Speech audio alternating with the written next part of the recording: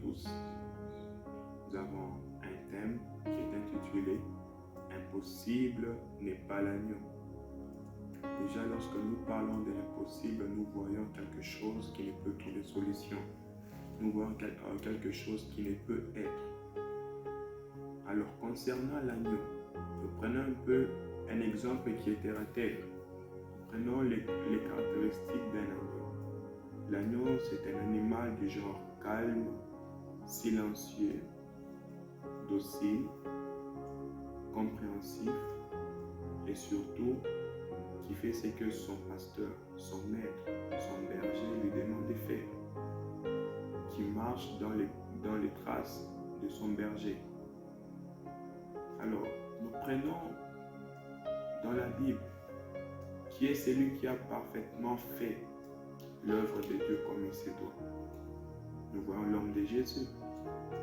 Et Jean-Baptiste qui dit, lorsqu'il était sur le Jourdain, « Voici l'agneau de Dieu qui ôte le péché du monde. » Et là, nous comprenons tous que l'agneau de Dieu, c'est Jésus-Christ. Et la mission de l'agneau, c'est de rendre ce qui était impossible en possible. Pour nous les hommes, impossible reste impossible. Mais pour l'agneau, l'impossible tournera toujours à la possibilité. Et c'est pourquoi moi j'ai toujours dit, un problème peut être compliqué pour moi, peut être négatif, mais jamais ce problème-là sera impossible. Car je sais que lorsque je m'attache à l'agneau de Dieu est là pour changer l'impossible en possible. Alors, prenons un peu, rentrons dans l'ancienne alliance. Lorsque l'homme était en train de pécher contre Dieu, lorsque l'homme ne marchait pas selon la parole de Dieu, Dieu prenait la décision d'éliminer l'homme sur la surface de la terre. Nous prenons le cas du déluge. Dieu a vu que la terre était envahie par le péché de l'homme. Et en ces temps-là, il y avait des choses que nous voyons aujourd'hui. Les hommes qui se mariaient entre eux, les femmes qui se mariaient aussi entre elles. Mais Dieu voyant cela, il prit la décision d'effacer l'homme au moyen d'une pluie qui a duré 40 jours et 40 nuits. Nous prenons le cas de Sodome et Gomorrhe. Sodome de même était en train de pécher contre l'Éternel, en faisant l'inceste, en pratiquant l'homosexualité. Mais Dieu encore avait décidé de punir l'homme au moyen de la pluie de feu. Alors comme Dieu est amour, comme Jean 3,16 le dit, Dieu a tant aimé le monde qu'il envoya son Fils unique afin que quiconque croit en lui ne périsse point, mais qu'il ait la vie éternelle. C'est pourquoi Jésus est venu avec la mission aussi d'éliminer le péché, mais non pas d'éliminer le porteur du péché, mais d'éliminer seulement le péché qui était dans le porteur. Car le porteur, lui, il est innocent. Déjà, lorsque nous naissons avec une partie du péché qu'on appelle le péché originaire. Que tu le veuilles ou pas, tu es un pécheur. Alors, l'agneau de Dieu est venu ôter ces péchés-là en nous. Est venu faire ce qui était impossible. Il est venu enlever la partie du péché et de laisser la personne sainte. Aujourd'hui, si nous n'avons pas de saint, c'est parce que nous n'avons pas Jésus-Christ en nous. Mais laissez-moi vous dire, Jésus-Christ en nous, c'est la sainteté garantie. Aujourd'hui, il y a un slogan qu'on est en train de dire que nul n'est parfait. Mais laissez-moi vous dire que le caractéristique de notre Dieu, c'est la perfection. Quiconque veut être comme Dieu doit être parfait. Donc cela était impossible pour les hommes, mais il est devenu possible avec Jésus.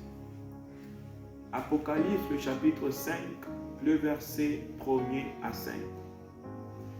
La Bible est en train de nous dire que dans la main droite de celui qui était assis sur le trône, il y avait un livre scellé en dedans et en dehors. Cela veut dire qu'il y avait des condamnations pour nous les hommes. Il y avait des condamnations pour nous, peuple de la RDC, pour nous, peuple de l'Afrique. Il y avait de la condamnation. Il y avait des blasphèmes écrits en dedans tout comme en dehors. Mais il y eut une voix qui est digne de rompre les sceaux. Lorsque nous lisons, nous comprenons que il y a eu cette question. Dieu a demandé qui est digne dans les cieux, qui est digne sur la terre, qui est digne sous la terre de rompre les sceaux. Laissez-moi vous dire, cela était impossible aux habitants célestes. Cela était impossible aux habitants terrestres. Et cela était impossible aux habitants sous-terrestres. Ce n'était pas un quelconque féticheur, ce n'était pas un quelconque,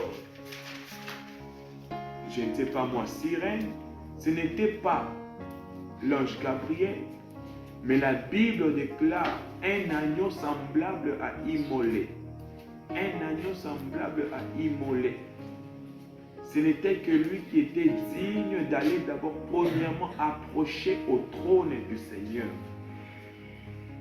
Cela veut dire que personne n'est admis dans la présence de Dieu.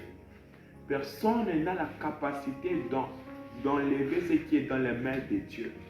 Mais cet agneau-là était capable, tout était possible pour lui d'aller sortir ces livres-là qui étaient dans la main de Dieu et de rompre les sceaux.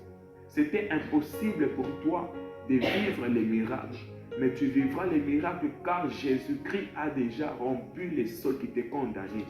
C'est pourquoi la Bible déclare, voici les miracles qui accompagneront tous ceux qui auront cru. Toi qui as déjà cru, qui m'entends en ce moment, laisse-moi te dire que ta vie n'est pas impossible devant Jésus. Ta situation n'est pas impossible devant Jésus. Ta famille n'est pas impossible devant Jésus. Car devant Jésus, rien n'est impossible. Souvenez-vous, Marc dit à Marie, car rien n'est impossible à Dieu.